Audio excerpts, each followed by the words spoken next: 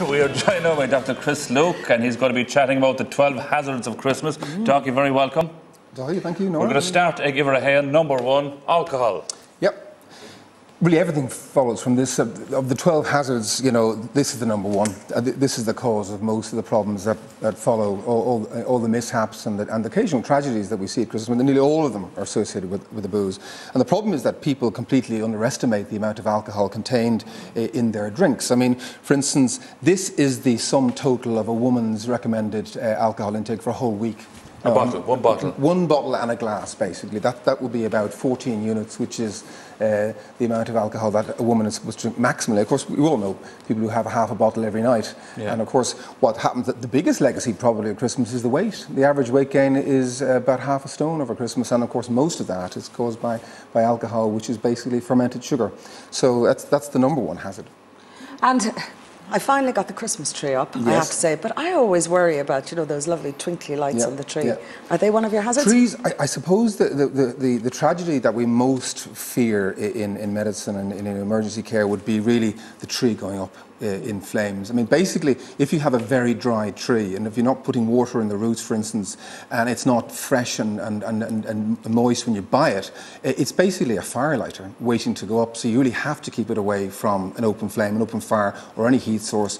And you've really got to be very careful. You may have to use a transformer to reduce the voltage, and so you're not at risk of surges of They get very warm, don't they? They get very, very hot. Exactly. Are artificial trees better? Or artificial trees, they have to be fire retardant. So to be very, very careful that you choose a tree that is either naturally fire retardant because it's moist, it has sap and has water in the bucket, or is a fire retardant artificial tree. Now, Doc, moving on to our next one, you have kettles with a flex. Yes, I mean, one of the great tragedies of all in the kitchen is the toddler, the little child pulling a kettle or a pan of boiling water down on top of them. So they are catastrophic burns. And of course, all you have to do is keep the handle away from the front of the stove or the flex away from the counter. It's very, very important. And of course, the other source of burns is the tea towel that becomes very wet.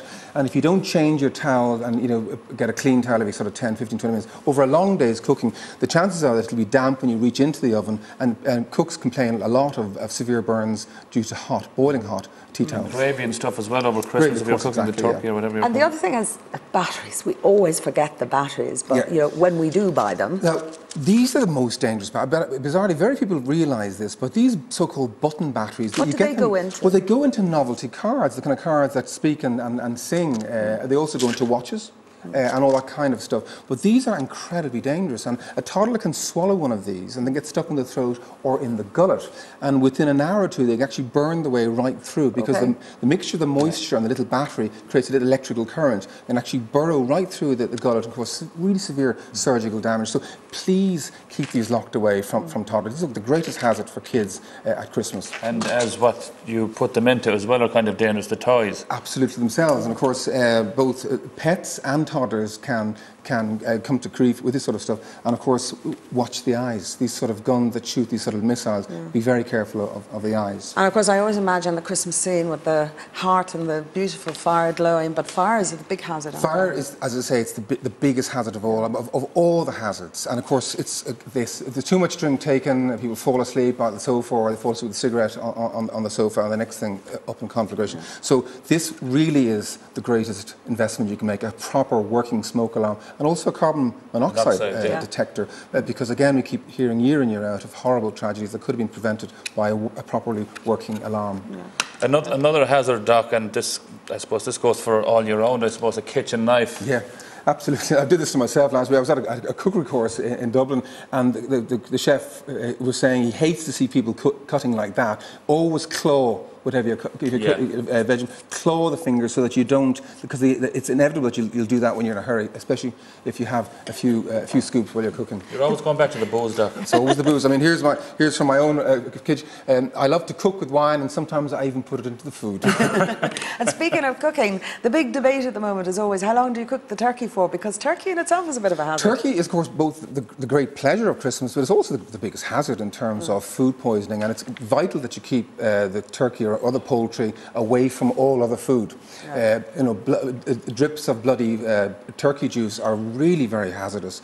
The turkey ideally should be defrosted in the fridge over many, many hours, and then it should be kept separate from all other food, particularly in terms of the chopping board and so forth, and it has to be cooked thoroughly. So you really should use a thermometer and put it into the thigh, the meat of the thigh, away from the bone, because the bone will give you an artificial reading, and it really must be 70 degrees a reading in the thigh.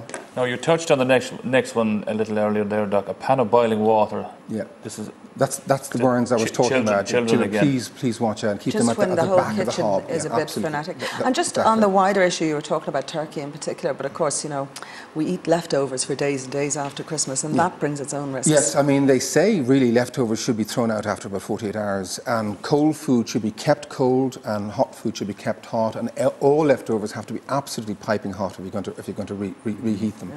And you mustn't overload the fridge as well, because the classic thing is the door that's slightly open, and the warm air is getting into the fridge. Now, the next one, is this the winter vomiting bug we were talking about? We were talking about that. It's an awful lot of that at the moment. You said yesterday was one of the busiest days you had. One of the busiest days we've had all year, because of things like the winter vomiting virus. And of course, diseases peak in winter anyway, particularly in the elderly. So the emergency departments are very, very busy, and that's why I'm here. I'm trying to keep people safe and keep away from hospital. Your second last one is so obvious, too much of everything. Too much of everything. We really indulge ourselves. We talked about the average weight gain over Christmas is about half a stone. Now, half a stone is one bottle of wine a week over a year. Half a stone is what you gain. So the bottom line is keep an eye on the alcohol, because the alcohol gives you the munchies. It also turns into pure fat, because this basically is liquid sugar. It also makes us dance a lot. And it makes us do crazy things. And we had that terrible tragedy last week of a very nice daddy who was emulating the famous Gangnam dance and basically dropped dead with a heart attack. Just doing too much too soon. And the final one? It's about our little really pets. is probably looking at the pets, because basically brand new puppies are, you know, they're not just for Christmas. They will chew flexes, and they will eat those toys we talked about earlier on. So keep an eye out for the pets. You never even mentioned mistletoe. That's Di's #1 hazard over Christmas, just trying to dodge the mistletoe. No, it's gone. I'm married now. No, I don't need an official invitation anymore. I'm glad I heard all about the dangers of the giblet gravy, however, that was yesterday's story. Yeah. Thanks. What are you doing yourself, Doc, for Christmas? We're having a quiet family time. We have both grandparents, both grandmothers, so we're going to have a quiet family time, and I'm not working for a few days. You're not working, you're off for a few days. I'm on New Year's Eve, so I'm off for A&E Christmas. is particularly busy at the moment? A&E is very, very busy around the festive season. Even on Christmas Day, would you? Even on Christmas Day morning tends to be reasonably quiet. It's a bit like the World Cup. There is a quiet period, and after dinner they start piling in.